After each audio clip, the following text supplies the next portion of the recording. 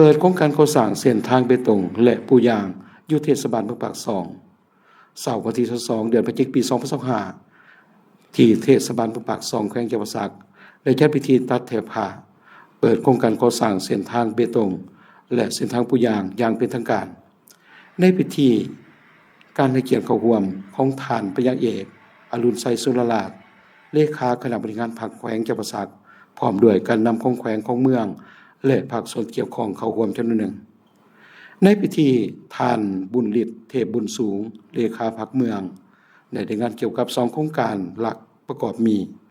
โครงการฟื้นฟูทางเบตงเสริมเหล็กเส้นทางเลขที่7817ความยาว 1,500 เมตร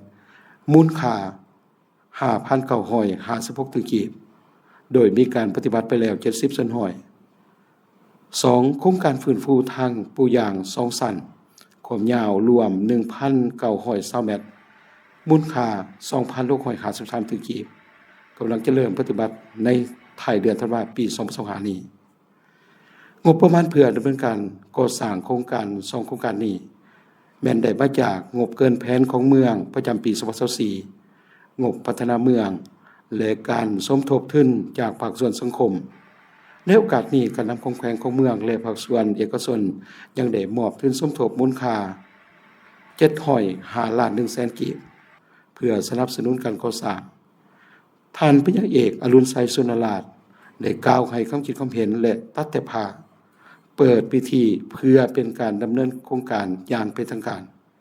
ข่าวภาคดาวพระจันทร์ไสยวงศ์